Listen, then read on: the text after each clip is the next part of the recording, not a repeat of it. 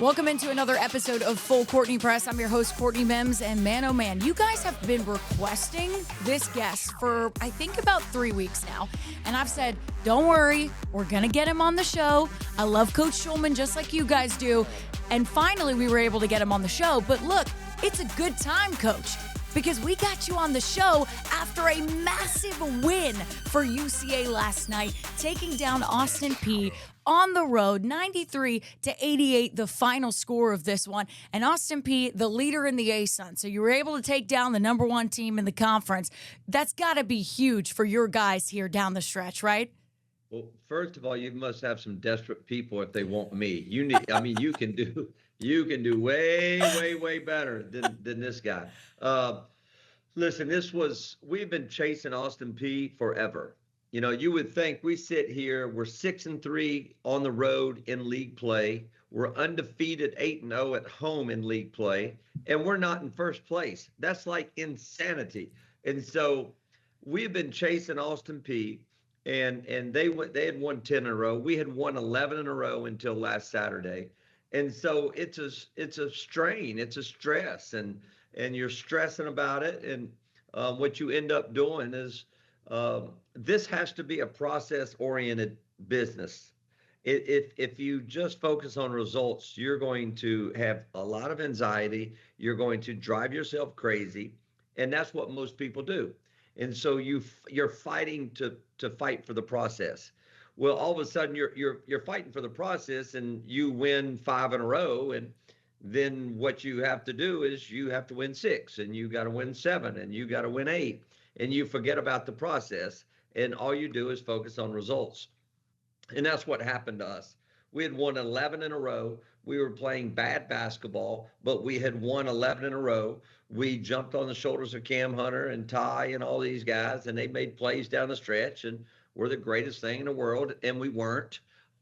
We were not playing very good basketball, and we should have won Saturday. We're up 2 at the foul line with 3 seconds to go, and we miss a front end of 1-on-1 and a fluke play, and we lose in overtime. If we hadn't lost that game, we were not winning last night, and it wasn't happening. What that loss did was it kind of reset us and made us realize that we have to do these things. This is what we have to do, A, B, and C, to get a good result. But we didn't go to Austin Peay getting a result. We went to Austin Peay to get better last night and to play hard and do a better job defending and do a better job offensively and let the results just kind of speak for themselves. And we accidentally scored more points than they did, but we were pleased. I'm just going to be honest. And I told them after the game, I was pleased at halftime, and we were down 2. And so if I was pleased at halftime and we're down 2, then that's not a result-oriented pleasing. That is, we were pleased because we got better. We got better in the first half. We played better in the first half than we had played in probably the previous 6 games, even though we had won 5 of those 6. I want to talk about that for a second, because I don't think people really understand kind of in the coach's mindset. And you know, you said something there where you said, we're on this 11-game win streak, and we weren't playing good basketball. We were playing bad basketball.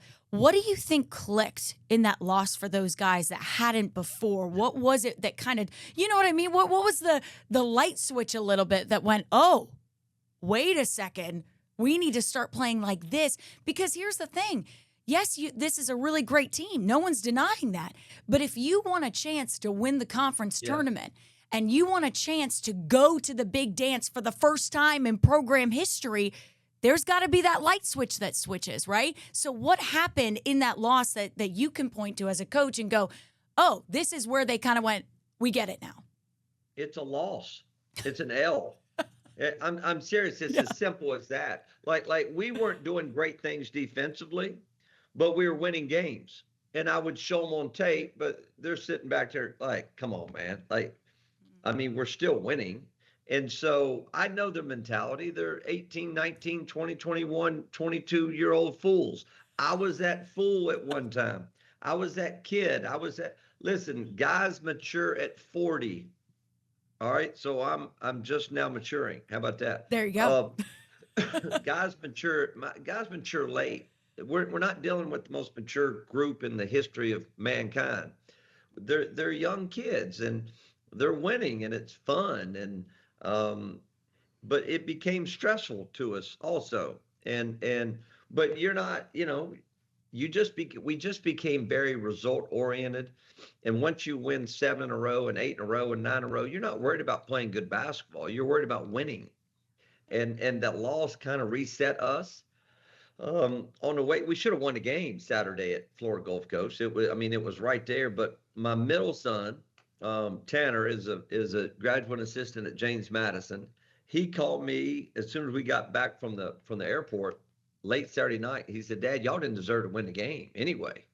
You should have won it, but you could have won it, but y'all didn't deserve to win it." I watched it Sunday, and he was right. We didn't deserve to win it. We got lucky down the stretch, getting stops. They missed layups. They weren't legit stops, and it it kind of reset us. If we were like the streak started here, and we were headed in the wrong direction, even winning 11 in a row. All that loss did was kind of reset us and saying, here's what we have to do defensively. Here's what we got to do offensively. And let's go to Austin P and let's get better. The Austin P game, no matter what happens on Saturday against Queens and what happens Austin P against Bellarmine, it would be really cool if everything worked out and we win and they lose and we win. But more importantly, we got to be playing really good basketball next Friday at 5 o'clock. Next Friday at 5 o'clock is really important that we're playing really good basketball. So we have to start preparing for that. So we call it, tournament basketball, and it's not complicated, but it is, we're not going to give up layups. We're not going to give up free throws. We're not going to give up second shots, and we're not going to turn the ball over. We're going to hit singles and not home runs, and we're going to be simple. Most people lose tournament games. They don't win them. They just lose them. So we're going to try to avoid losing them and doing stupid stuff. And that's why, we talked about last night. Let's make them make shots and let's keep them out of the paint. And we got better last night. We still got a long ways to go. I got 34 clips right now. Oh my gosh.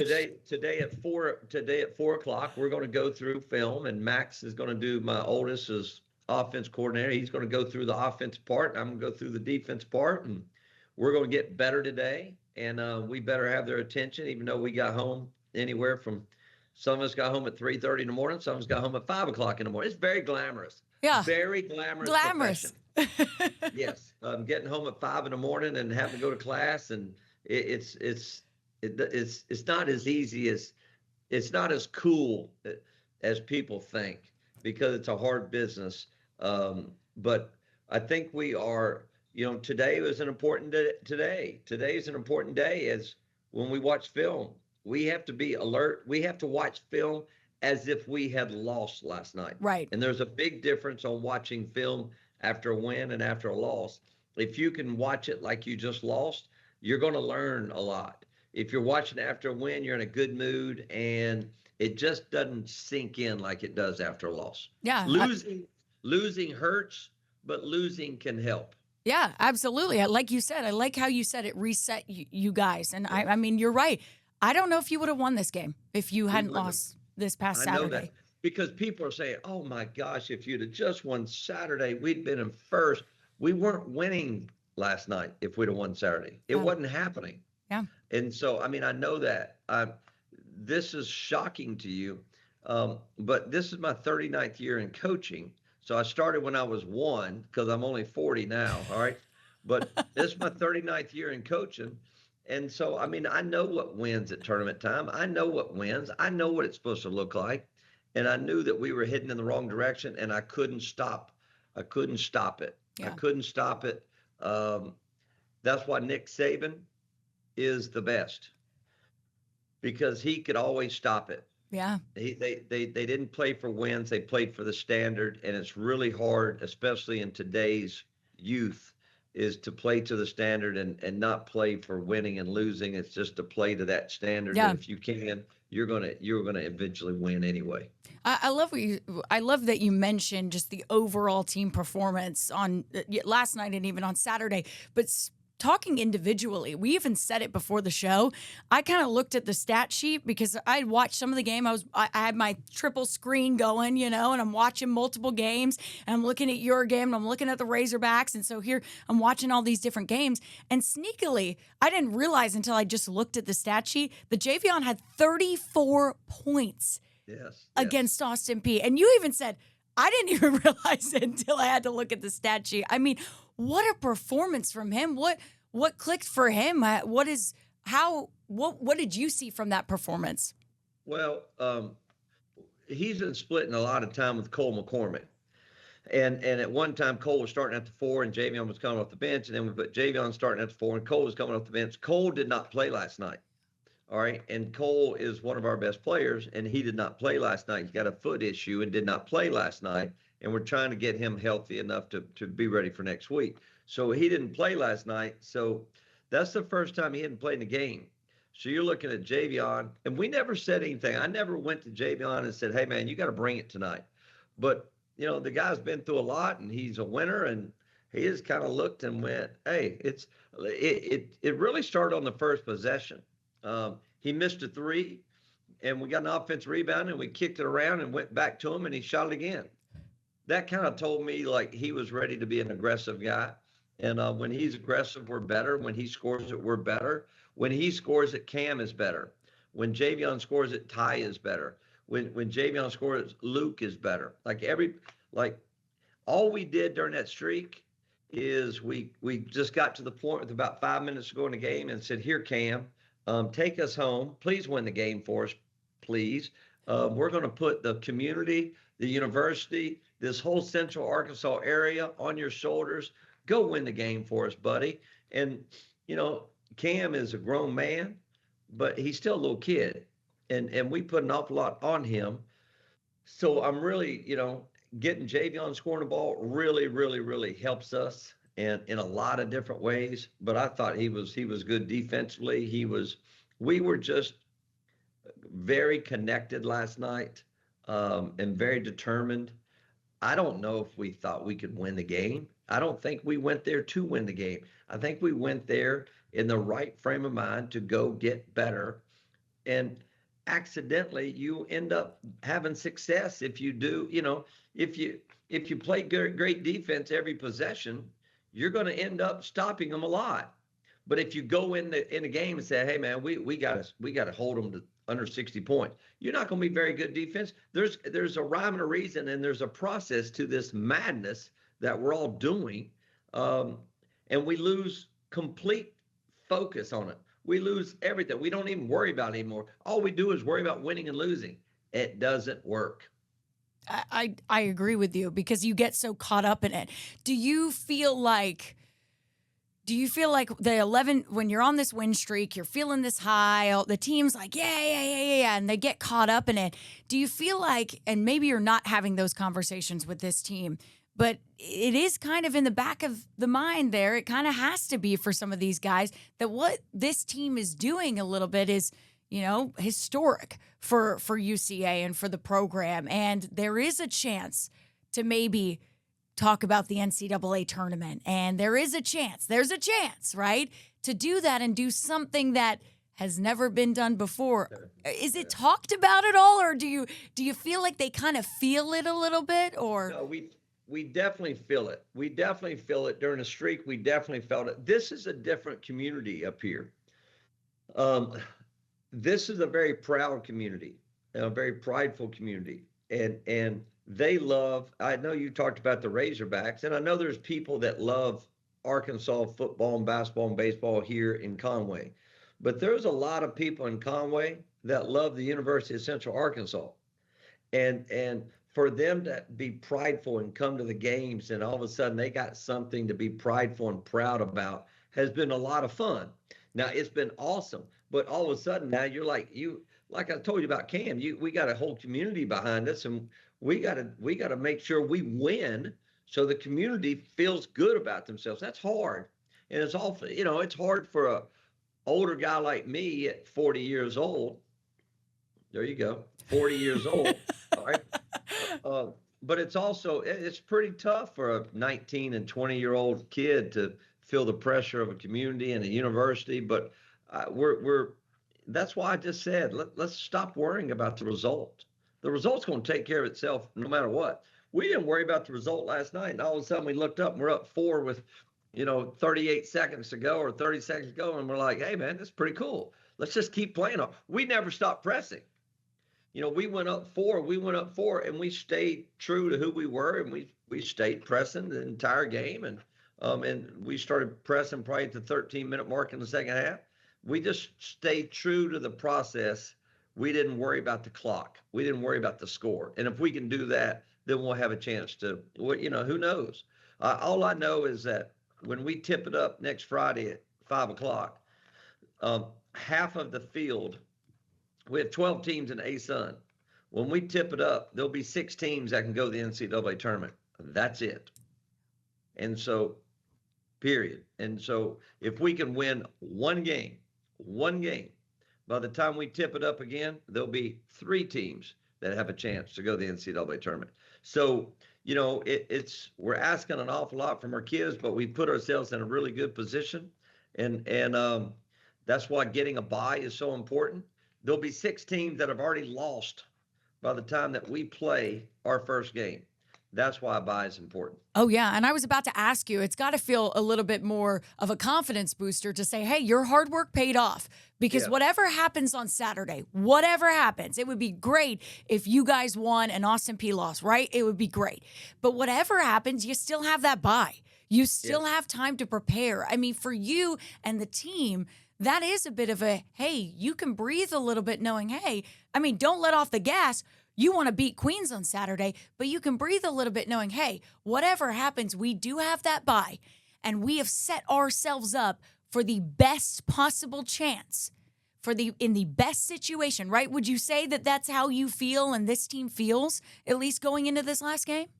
We are, I wrote it down somewhere. We are not going into Saturday to beat Queens. We are going into Saturday to get better. We're going into this Saturday to get better. We got to get better defensively. We got to get better offensively. If we can get better defensively, that means we're going to get a bunch of stops. We're going to accidentally at the end of the game have more points. We cannot go in the game and say, hey man, we got to win this game. We have to win this game. I think that's where people mess up, and you put so much pressure on to win, and you got to win, and you got to win. Well, how do you win? Well, you get stops. And how do you win? You have great offensive possessions, and you take great shots, and great shots either go in or you get a chance to get an offensive board. Do the process.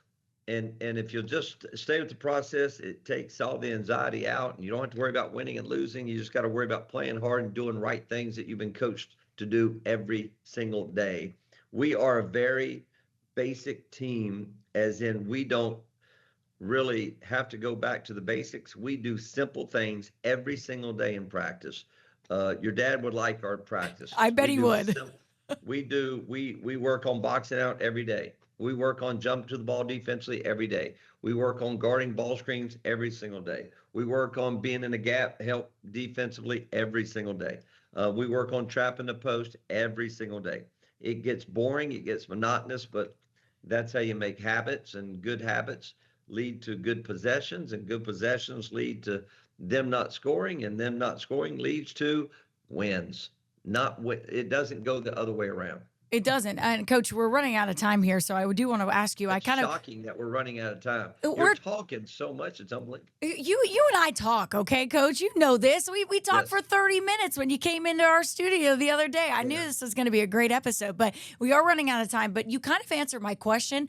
I wanted to ask you what you wanted to see from the team against Queens this Saturday, and you said you didn't want them to go in thinking, okay, win this ball game. We need to win this ball game. Where do you want to see this team? What would be a huge win for you on Saturday to see this team improve? Where you talked about all of those different areas, but if you had to pinpoint one specific place that you would like to see this team improve, what is it and why? We got to do a better job guarding. Like we beat Queens the first time 100-90. We beat Austin Peay last night 93-88. That's really cool. It's really cool, but giving up 90 points and 88 points is not real cool. And I think in a tournament format, you better defend and rebound, and you better keep people off the foul line, and you better keep people out of the paint, and you better keep people off of the glass. And if you'll do that, it will give you a chance. You may not win, but let's don't do stupid stuff, and let's do like legit good basketball stuff. And then if you get beat in the tournament, you can live with it. You don't have regrets. Having regrets is difficult to live with. I've done it. It ain't no fun. We just got to be sound. We got to be sound. So if they do make shots and make tough shots overhand, you congratulate them and move on.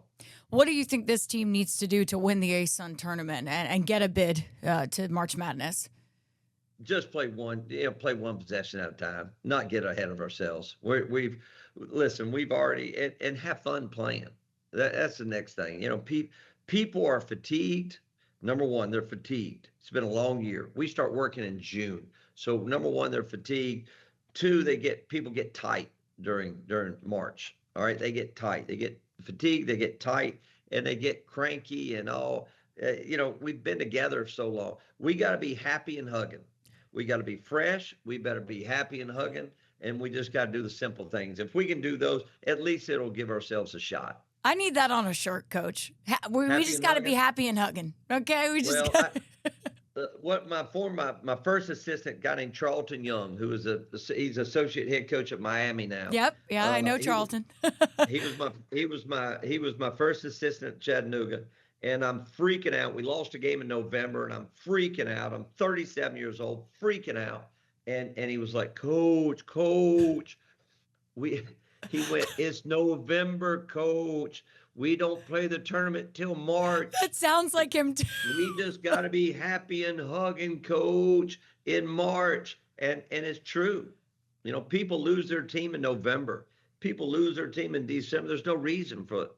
The best stuff is February and March. And we've always been good in February and March because we've kept that in mind.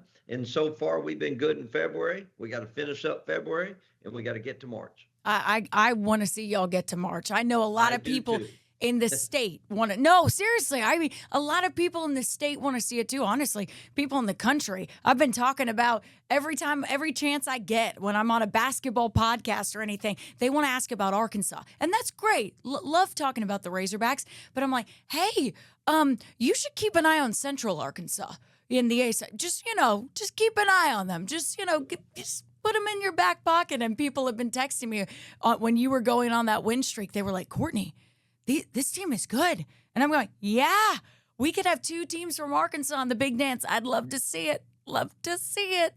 I vote yes. I vote yes too. Coach, let's do it. Let's get it done. I love it. Thank you so much, Coach Shulman, for joining me on the show. I really appreciate your time today. I know you're a busy man, so I know you say you're not going in Saturday wanting to win the game. I want y'all to win the game, so hopefully you get a win on Saturday. All right, sounds good. Appreciate you having me. Thanks so much. Thank you guys for watching the episode. We'll see you next Wednesday at 7.